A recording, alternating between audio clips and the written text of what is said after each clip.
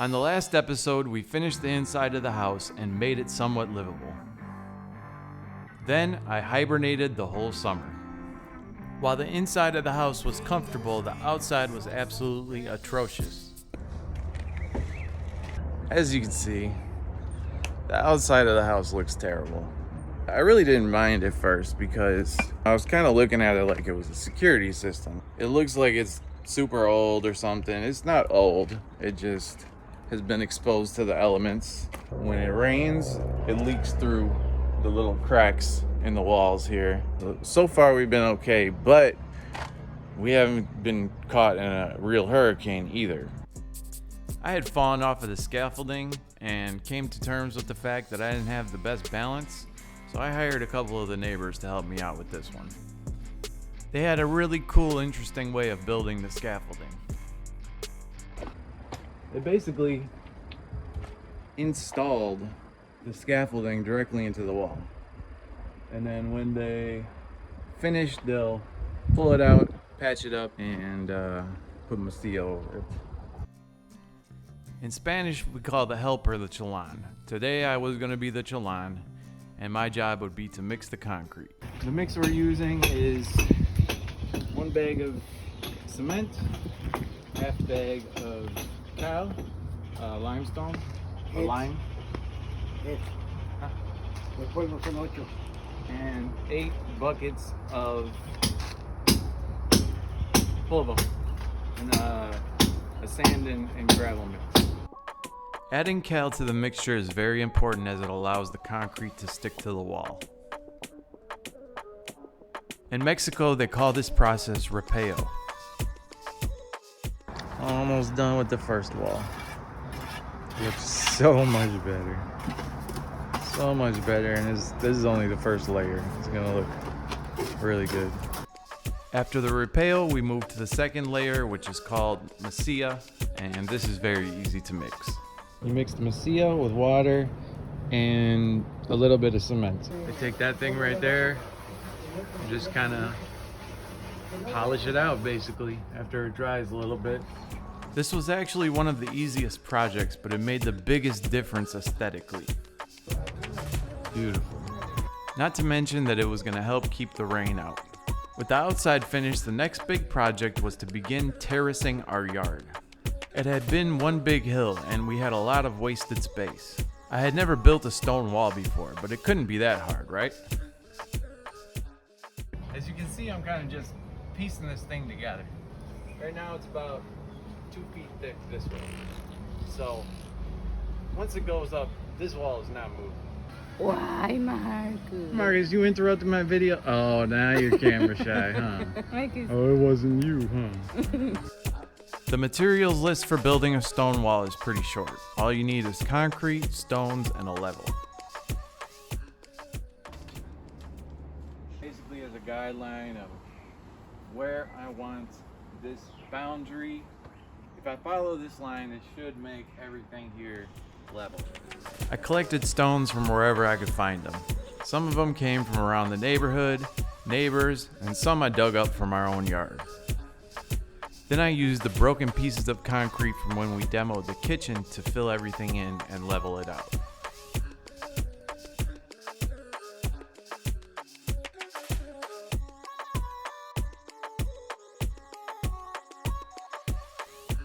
It was a lot of work filling it in bucket by bucket, but I saved a lot of money over hiring someone to do it with a machine. I really have no idea how to build a stair properly.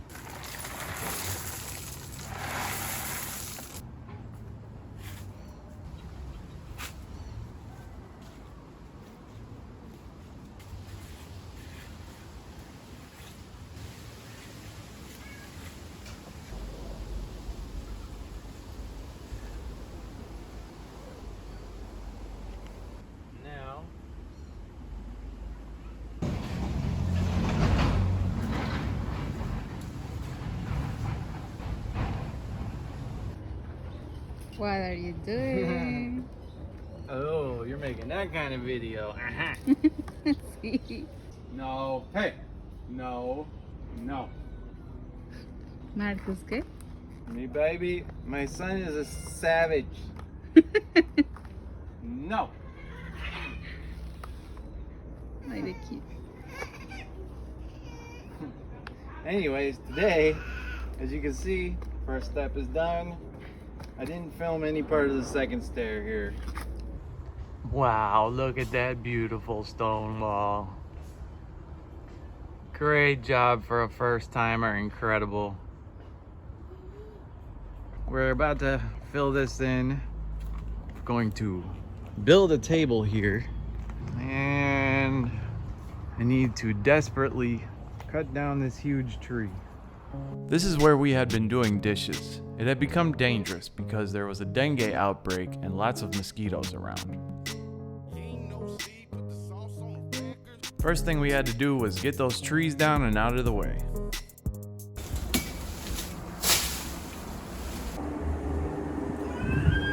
Uh-oh. I think that's gonna break the light.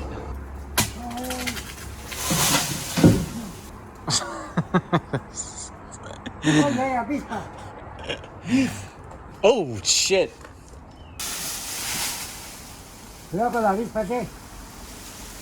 Wow. El cielo. Very hard to gauge how tall this really is. Okay, today we're starting the foundation for the kitchen. If you can see this little blue line here, that is going to be the line where the wall is going to be. Not the height, it's going to be a little bit more under that, but yeah, we're just basically drawing out the lines here. We excavated it a little bit. Got my table in process. You know, things are coming together. Going to use them to make a palapa. Good palapa wood. Looks so different now that you can see the house. This motherfucker out here is just feeling safe because Thanksgiving's over. Like, just out here in public. Watching a real Mayan in its natural habitat. It is. Marcus, quiet. Well, your daddy couldn't do this, actually, so. She's gonna cook the squash. Gonna be a delicious squash. Well, this is the reality of living in Mexico, or definitely the reality of living in the jungle of Mexico, is that every once in a while your electricity goes out. So right now we're cooking water on the fire for little Marcus's bed. And at the same time, we're cooking a squash on the fire. Because that's what we got to eat right now. Okay.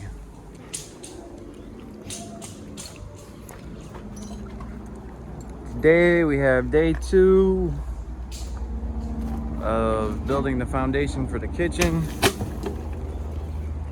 As you can see, T.O.'s throwing his stones in place where he needs them. I'm pretty much just getting out of the way at this point because I think my presence is more of a hindrance than a help. So I'm gonna go inside and work on music because that's probably what I should be doing anyways.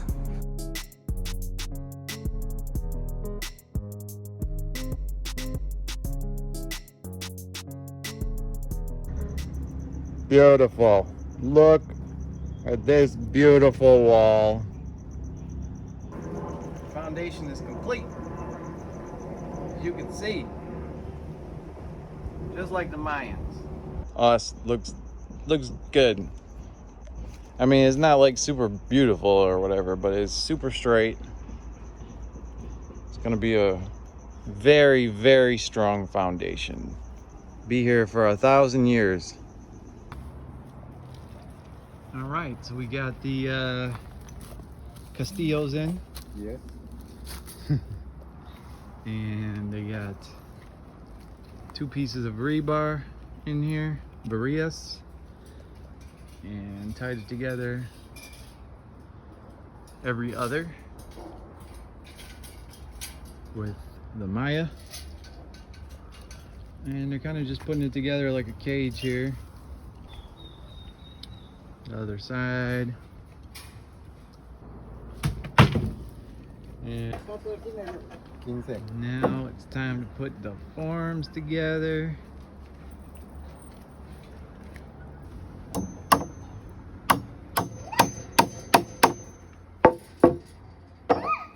It's 20 centimeters here. So I guess the board is probably 20 centimeters tall then.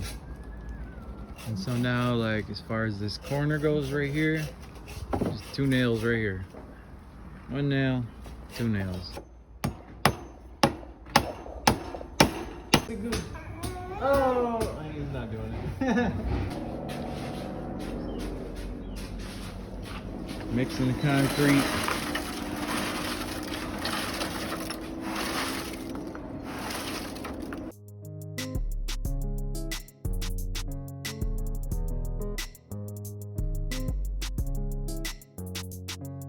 Today we getting some block down. Last night I busted my hump to get this filled in with a scumbra, so they had a nice surface to work on.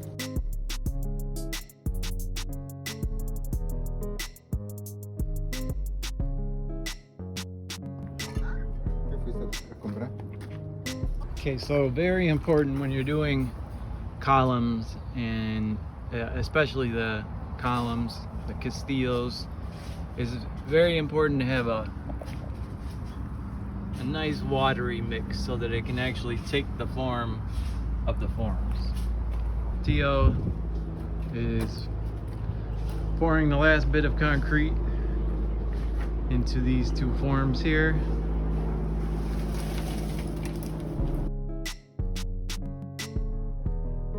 Look at this handiwork here. Poked holes here. I believe it's 8 centimeters by 8 centimeters if I remember correctly. Next, we would do the upper cadenas, which would be the most important part as they would support the roof.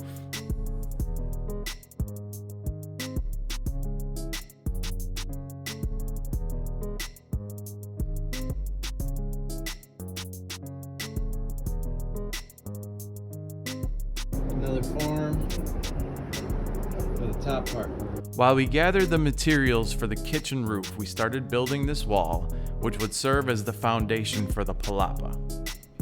It would also serve as a boundary for our land. I stripped the bark off of the trees that we cut down and varnished them. We would use these as the support beams for the roof. And eventually put a roof here.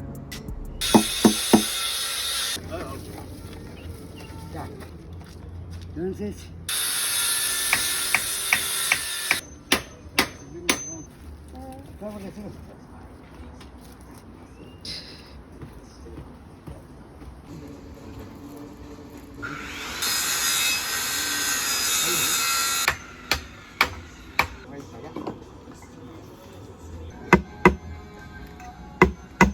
So this is actually much taller than I thought. Attached the wood to his house there, and that's kind of what's stabilizing it at the moment. Then we built the forms, basically just nailed this plywood to each side. Time to mix more concrete. So now we're just filling it in, and it should be beautiful. So unfortunately, we didn't secure the bottom well enough.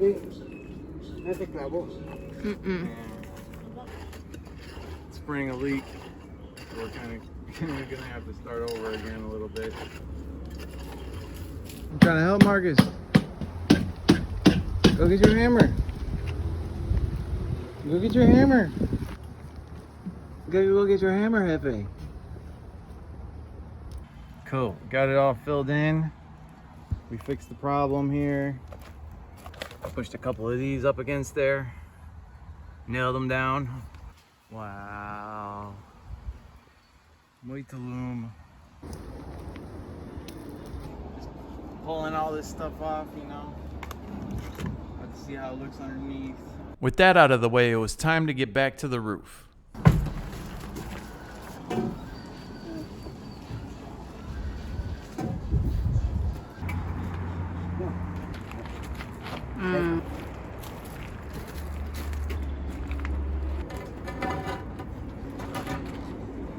You help you.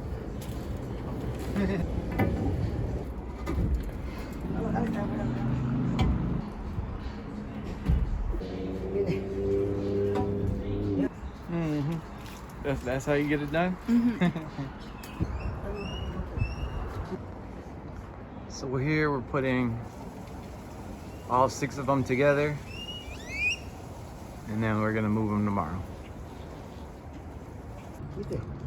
So here we got like the pre-drawn lines to show where the vigas are going.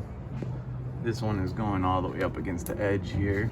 And now we gotta move the rest of the vigas into the correct place.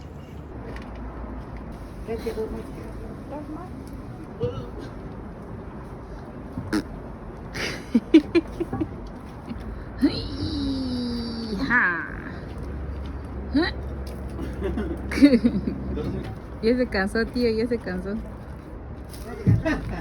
Sí. We do this all day. Todavía. Todavía, bueno. Eso, tío, esa. Que entre.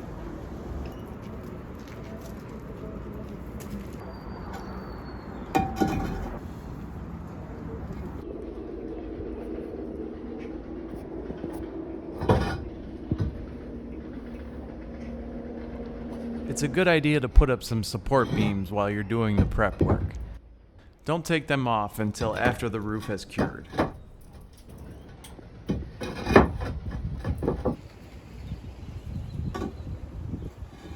This is what they call a chakalaka. Boom chakalaka. I call it a tree turkey.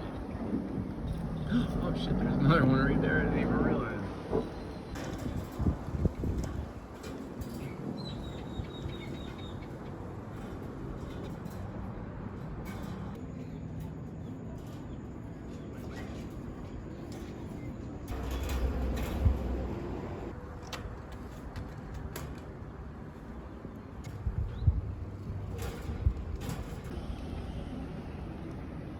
Forms for the roof here were substantially more simple around the edge. The forms got nailed directly into the cadena, and using this just simple Maya, I'm wondering if they're gonna do something a little bit stronger. But I don't know, it might not be a whole lot of pressure pushing out. I mean, this isn't very deep. All of the electric wires and everything like that, they are setting this stuff inside the concrete. So he's just using these little twist ties to hold it down there. Like now I think we're even gonna run a little cable for a potential ceiling fan.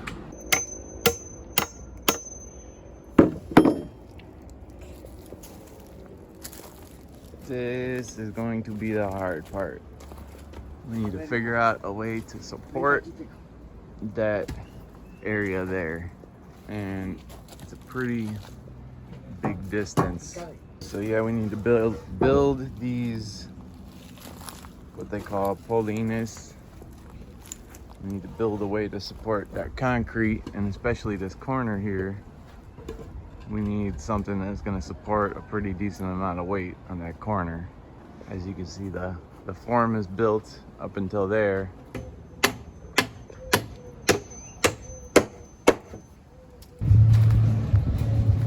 Yay, we finally made it to pour day. Bright and early, trying to beat the sun. And the boys are back there mixing up concrete, getting ready to go.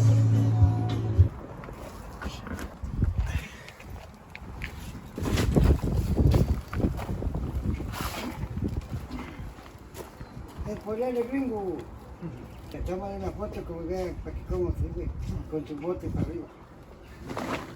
Take a picture.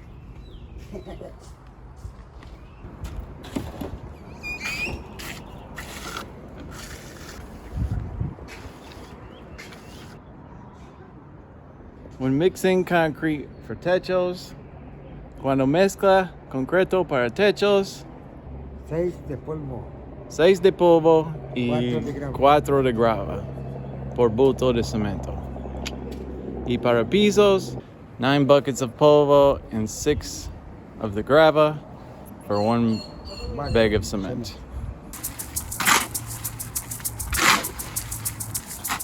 That way.